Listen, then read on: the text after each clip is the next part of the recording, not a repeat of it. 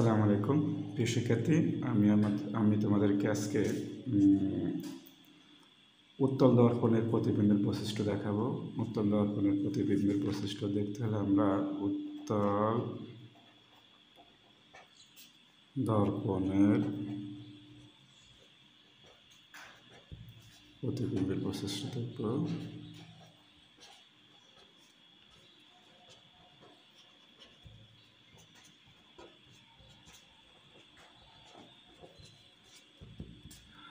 উত্তল দর্পণের প্রতিবিম্বের বৈশিষ্ট্য দেখব। এই ক্ষেত্রে আমরা প্রথমে একটা উত্তল দর্পণ আঁকব।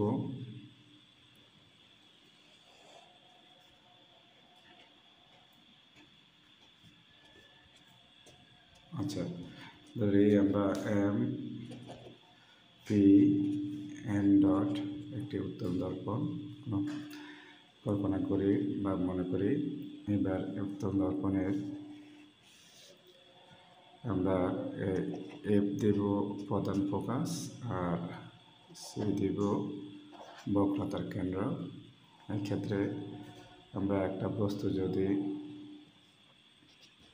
এক্স ওয়াই কল্পনা করি তাহলে খেয়াল করি এক্স ওয়াই যদি দর্পণের সামনে কল্পনা করি বস্তু, তাহলে বস্তু থেকে আমরা প্রধান অক্ষের সমান্তরালে আলো দর্পণে আপতিত করব।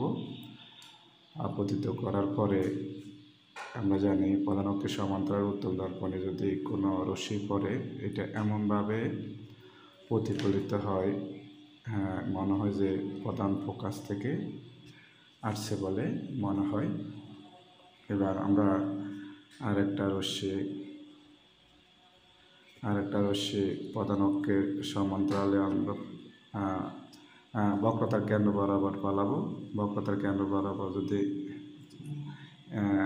যদি রশ্মিটা যদি দর্পণে আপতিত হয় এমনভাবে যাবে মনে হয় যে পথে আসে পথে আবার চলে যাবে।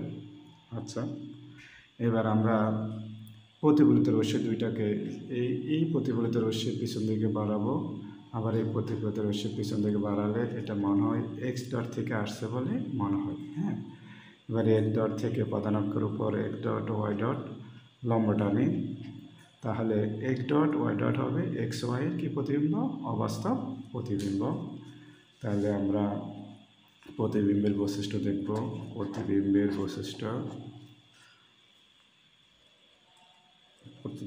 বৈশিষ্ট্য যদি আমরা দেখি, প্রতিবিম্বের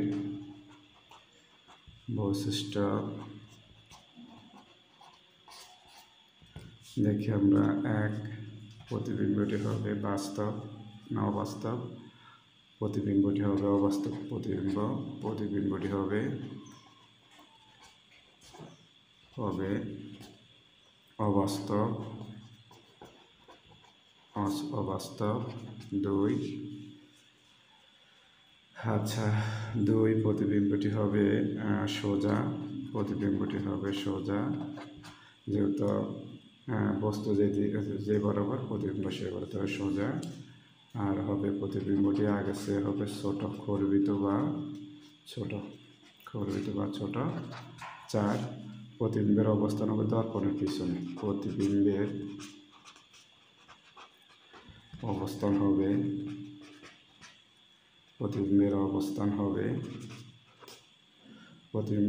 হবে দর্পণের পেছনে। তাহলে কি শিক্ষার্থী, আমরা আবার যদি দেখি, আমরা এমপি এম ডট একটা উত্তল দর্পণ কল্পনা করি।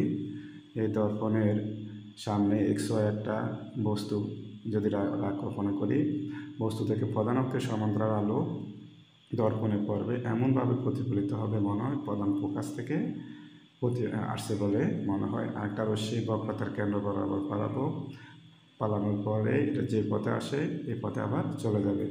এবার প্রতিফলিত রশ্মিকে এই প্রতিফলিত রশ্মি যদি পেছন দিকে পতিত করি, এটা এক্স ডট থেকে আসছে বলে মনে হয়। এক্স ডট থেকে প্রধান অক্ষের উপরে এক্স ডট ওয়াই ডট লম্ব টানি, তাহলে আমার এক্স ডট ওয়াই ডট হবে এক্স ওয়াইয়ের অবাস্তব প্রতিবিম্ব। এক্স ওয়াইয়ের কী প্রতিবিম্ব?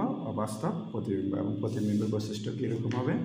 প্রতিবিম্বটি হবে অবাস্তব, প্রতিবিম্বটি হবে সোজা, খর্বিত বা ছোট, বস্তু বড়, প্রতিবিম্ব ছোট, বস্তু বড়, প্রতিবিম্ব ছোট, আর প্রতিবিম্বের অবস্থান হবে দর্পণের পিছনে। এই দর্পণের পিছনে প্রতিবিম্বের অবস্থান। প্রিয় শিক্ষার্থী, ভালো থাকো, সুস্থ থাকো। আল্লাহ হাফেজ।